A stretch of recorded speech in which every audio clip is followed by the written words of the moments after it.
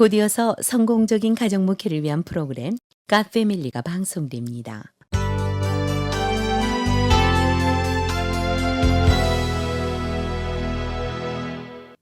자녀들이 죄를 회개하고 구원받은 하나님의 자녀가 되게 하기 위해서 부모가 해야 될 중요한 역할은 자녀를 말씀으로 훈계하는 겁니다. 그래서 자녀의 회개, 이 제목을 이 시간 갓패밀리의 주제로 준비했습니다. 한 사람이 구원받아 하나님의 자녀가 되는 첫 관문이 바로 회개지요.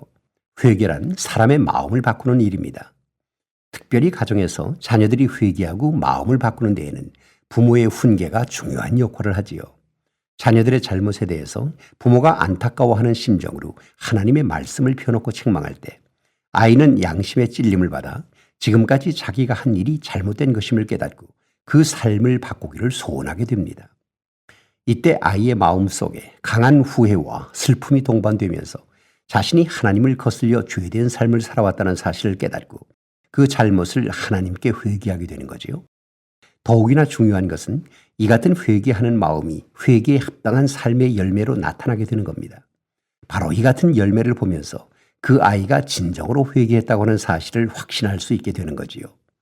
거듭되는 말씀이지만 성경의 말씀만이 자녀를 회개시키는 능력이 되고 성령께서는 바로 이 말씀이 아이의 마음속에서 역사하면서 회개의 열매를 맺게 해주십니다.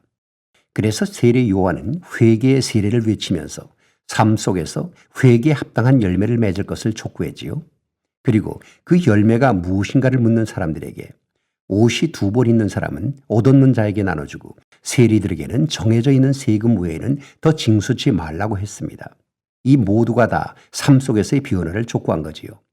부모들 역시도 이 같은 방법으로 자녀를 가르칠 필요가 있습니다. 방금 책망받은 죄를 진정으로 회개했다면 하나님이 요구하신 것이 무엇인지를 성경의 가르침을 통해서 구체적으로 설명해 줘야 되겠지요. 예를 들어서 평소에 게으름을 피우는 아이에게는 이제부터는 학교 갔다 와서 빈둥거리지 말고 공부해라, 이렇게 말하기보다는 성경이 가르치는 시간 사용의 중요성을 구체적인 성경 말씀을 제시하면서 가르치는 겁니다. 하나님께서도 계획대로 그분의 일을 경영하시는데 하물며 사람인 우리는 더더욱 계획을 잘 세우고 그에 따라서 시간을 사용해야 되지 않겠느냐고 설명을 해주는 겁니다.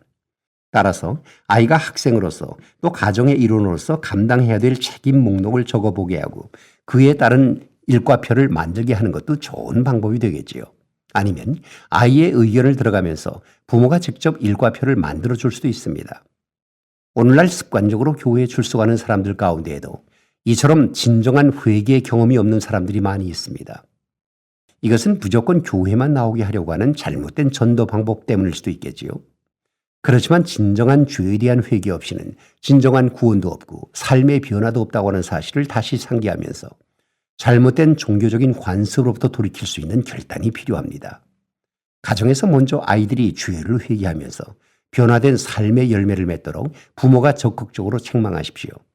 이것이 자녀들로 하여금 일생을 진정한 그리스도인으로 살 수 있는 부모가 줄 수 있는 최고의 사랑입니다. 그래서 오늘 아침에는 하늘 유산이라고 하는 한 권의 귀중한 책자를 여러분과 함께 나누고 싶습니다. 갓패밀리 강한삼이었습니다.